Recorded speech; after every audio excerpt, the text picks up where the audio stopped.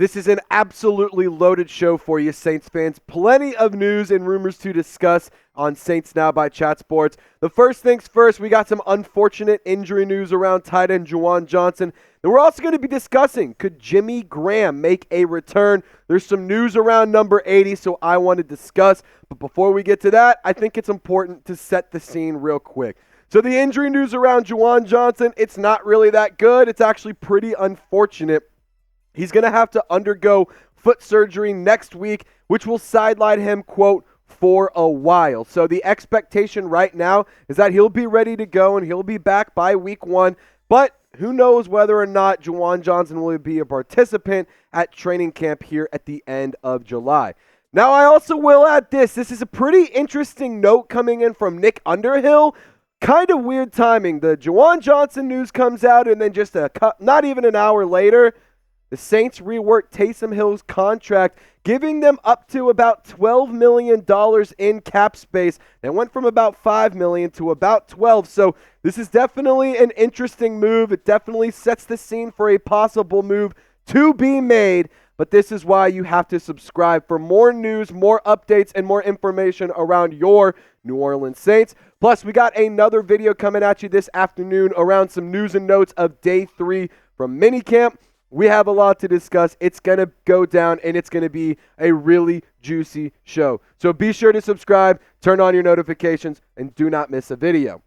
So I want to discuss Juwan Johnson and the production that he has, because back in 2022, I gave him the nickname Mr. Reliable. Over half of his catches were either first downs or touchdowns, believe it or not. He was really, really good in 2022. However, last season, in just 13 games played, the numbers, they dipped in every statistical category, and that's because he was missing some time. And I did expect Juwan Johnson to have a big-time breakout season last year, and he recently got his contract restructured to be around New Orleans for the next couple of seasons. Now, this really blows for Juwan Johnson. I'm actually a really, really big fan of number 83, and I know some of you guys at home are a little bit kind of, maybe you're not a big fan of him, and I can understand why, but I think that under Clint Kubiak and in this new offensive system, this is catered to a guy like Juwan Johnson. A lot of 2 tight end sets, a lot of getting your tight end involved. I mean, Juwan Johnson is a phenomenal pass catcher. There is no question about it, but he's not a true tight end. So I can understand why some of you guys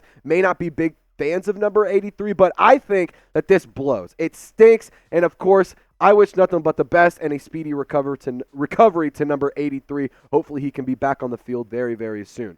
I will add this, Sal Cannella of the UFL, he did try out with the New Orleans Saints at minicamp day 2. He will be back for day 3, so we'll give you guys an update on how he looked today in the later video. He did spend some short stints with Green Bay and Seattle, but did not crack the final roster. He spent some time actually in 2022 in the UFL with the New Orleans Breakers, so if this is a familiar name, that's probably why. But he was drafted by the Arlington Renegades in 2023. He led the UFL in all statistical categories for tight ends, and he led the entire UFL in receiving touchdowns with 6. But I want to talk also about Dallin Holker, because I think this is a player who could be a future star and also a future starter. Maybe the Saints feel comfortable with Dallin Holker and giving him the opportunity to get a lot of reps. I mean, he's been working with the first team at OTAs and at minicamp, and this is a player who has insanely good wingspan, tremendous skills at the point of catch, and he also is really lethal when he has the ball in his hands. Now, let's take a look at the depth chart for New Orleans. Juwan Johnson is the tight end 1. Foster Moreau, he's actually put on some weight and he's beefed up a little bit, and I think that he was underutilized as a receiving tight end last year. So this year, maybe we can see a little bit more from him.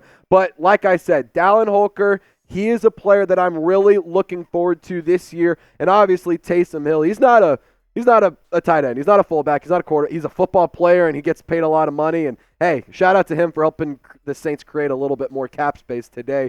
Michael Jacobson, he also is a player that's on the tight end depth chart. I don't know if he'll crack the roster. He did leave practice early yesterday, so we'll have to see how things shake out for them. So coming up next, does Jimmy Graham want to return? Does he want to come back and run it back for a last dance with the New Orleans Saints. Catherine Terrell put out an interesting article, and I'm going to just put this out there. The timing of everything is extremely, extremely weird. But help me send some good vibes to Juwan Johnson. Type his jersey number down in the comment section. Number 83, baby. I call him Mr. Reliable, and I hope that he can return to that form very soon. So let's show some love and send him some good vibes. Type his jersey number down below. All right. This is an interesting topic because Catherine Terrell yesterday, she put out this article discussing Jimmy Graham and, he never really closed the door. He never officially retired. He put out an Instagram post, said, "Thank you, New Orleans. I absolutely love you. Thanks for the memories, but we don't know what's next." And that is a key part of his post. We don't know what's next. And here's the deal. I put out a video about this not too long ago. I have been trying to tell y'all Jimmy Graham might want to return for a while. In this video right here, this is the thumbnail. I'll have it linked in the comment section description of the video. If you want to see why I think Jimmy Graham wants to return, this video explains everything. And here's just a quick little tidbit, so you don't have to click on the video if you don't want to. I put out this tweet, and I said, "Hey, one final ride. The city loves you. What say you?" at Jimmy Graham. And he liked my post. To me, that says, hey, I don't hate the idea. I at least like the thought of it. Maybe I'm a little bit interested. I'm not saying no. Because if he at least liked it, acknowledged it, saw it, who's to say he wouldn't have just been like, "Nah, I'm good, I'm retired." Just going to put that out there. But Jimmy Graham did also speak on his retirement. This is a quote that was in the Catherine Terrell article on ESPN. Definitely recommend going and reading that. "I don't have any expectations. I just want to make sure when I retire, it's as a Saint. And it's when they want me to do it. I'll just make sure I give them a call and see exactly when they want me to retire, and then I'll end up doing it." Now, I think a last dance would be extremely fun for Jimmy Graham. He was only targeted 7 times. 6 of those were catches. 4 of those were touchdowns. So he's pretty damn good at football. And I'm not going to sit here and say this is a player who's going to have an insane season, but to tell me that Clint Kubiak wouldn't be more creative and wouldn't be smarter than Pete Carmichael and put this guy in on the red zone, are you fucking kidding me? Yes, bring him back for that reason alone. And the Arctic Challenge, this is something that's been keeping him in shape. So it's not like he's got fat. It's not like he, just did nothing throughout the entire offseason. This is a player who, and a guy, and an athlete who prides himself on taking care of his body, who is in always tremendous shape. And this is the Arctic Challenge that they're going to be doing. They're trying to row 1,000 kilometers, which is 621 plus miles.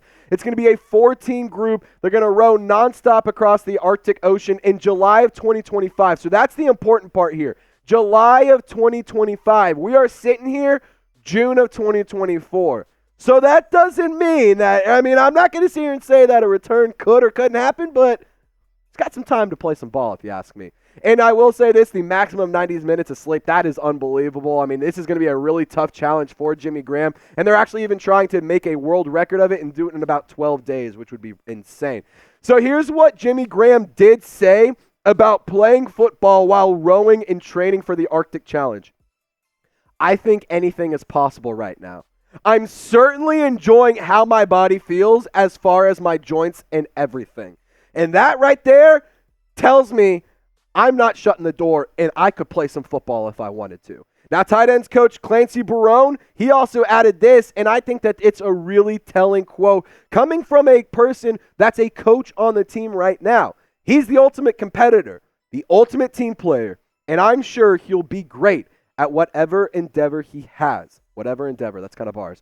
"I would not rule out the football part of it until he rules it out." Now, I would love to see Jimmy Graham come home. So if you want to see Jimmy come home, give me a yes in the comments section. If you want him to just go ahead and retire, ride off into the sunset, and see what the Saints can do with some of these other tight ends, just give me a no down in the comments section. I want to see what you guys have to say. And don't forget to subscribe. Like I said, we got another video coming at you here in a couple of hours. And we've been doing a couple videos a day this entire week. So I hope you guys have been enjoying the ramped up coverage. We're in the dog days of the offseason, and we're giving you more videos. I mean, what better reason to subscribe? Lock us in. Y'all stay golden. We'll see you in a few hours.